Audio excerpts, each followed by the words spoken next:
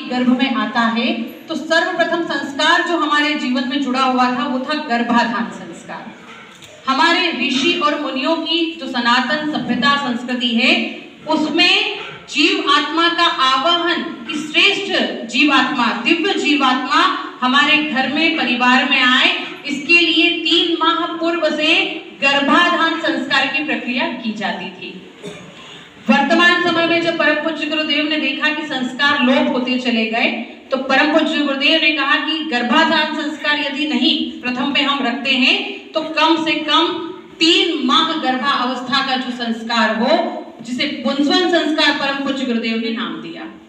इसके बाद 7वें माह में सीमंतोन्नयन,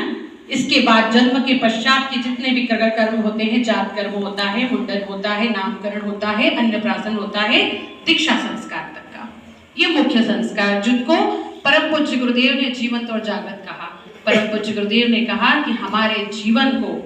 यदि हम सन्मार्ग की ओर प्रेरित करना चाहते हैं, हम अपना निर्माण करना चाहते हैं, अपने परिवार का निर्माण करना चाहते हैं, उसके बाद समाज का निर्माण करना चाहते हैं और राष्ट्र का निर्माण करना चाहते हैं, तो कैसी पीढ़ी की आवश्यकता होगी? हमें एक सुयोग्य सुसंस्कृत पीढ़ी की आवश्यकता होगी। एक घर में परिवार में जो संतान जन्म लेती है वो केवल माता पिता के अधिकार क्षेत्र तक ही सीमित नहीं रहती। जो बच्चा घर में आया वो केवल माता पिता की पूंजी नहीं है या उस परिवार की पूंजी नहीं है, अपितु वो उस समाज में, जिस समाज में वो बड़ा होकर के उस समाज की जिम्मेदार नागरिक के रूप में स्थापित होगा, एक व्यक्तित्व के रूप में स्थापित होगा, तो उस समाज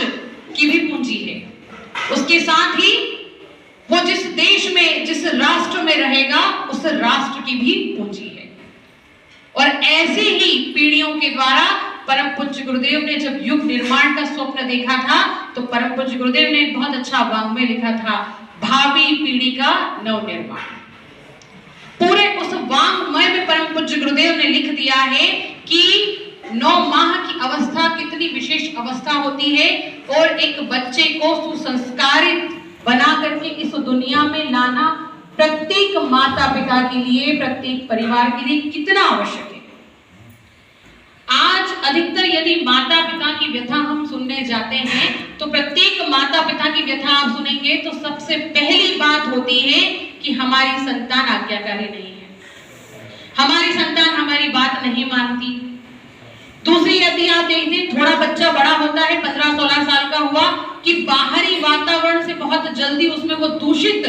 आदतें आकर के बैठ जाती है, जिसके कारण उस बच्चे का स्वयं का जीवन तो दुखी होता है, साथ में माता पिता और पूरे परिवार का जीवन भी कहीं न कहीं व्यथित हो जाता है। तो इस संस्कार को, पुंसवन संस्कार को जो परम पूज्य गुरुदेव ने प्रारंभ किया तो परम पूज्य गुरुदेव का एक ही उद्देश्य था कि कैसे आने वाली पीढ़ी को सुसंस्कृत समुन्नत बना करके इस दुनिया में, इस देश में, हमारे राष्ट्र में, हमारे परिवारों में लाया जा सके। और परम पूज्य गुरुदेव ने वास्तविकता मानी कि जो युग निर्माण के स्वप्न की बात कही थी कि इस स्वप्न को जैसे लोगों ने कहा अरे युग निर्माण, पूरे की पूरे युग के निर्माण की बात परम पूज्य गुरुदेव ने कर दी, तो कैसे कर दी? तो वो बात परम पूज्य गुरुदेव ने आपके या हमारे भरोसे नहीं निश्चित मानी है। वो परम पूज्य गुरुदेव ने वो युग निर्माण को साकार करने वाली बात आपके हमारे भरोसे नहीं की, उन्होंने आने वाली इस नई पीढ़ी के भरोसे कही थी कि जब प्रत्येक घर में स्वयं भगवान राम जैसी आज्ञाकारी संतान आएगी, भगवान कृष्ण जैसी धर्म की रक्षा करने वाली संतान आ जाएंगी, शिवाजी जैसी वीर संतानें आ जाएंगी, सीता माता जैसी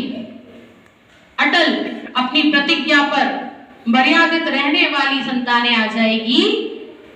तो उन्होंने कहा था कि निश्चित युग निर्माण आपकी आंखों के सामने स्वयं होता चला जाएगा। उसके लिए हमें विशेष कोई बहुत बड़ा बदलाव करने की आवश्यकता नहीं होगी। तो इसी को जब पुंसवन संस्कार के साथ कई भ्रांतियां जागी, किसी ने कह दिया कि पुंसवन संस्कार तो पुत्र प्राप्ति के लिए ही किया जाता है। कई बातें आजकल YouTube के माध्यम से, फेसबुक पर हमारे YouTube चैनल को सब्सक्राइब करें और बेल आइकन को दबाएं ताकि आपको नोटिफिकेशंस मिलते रहें।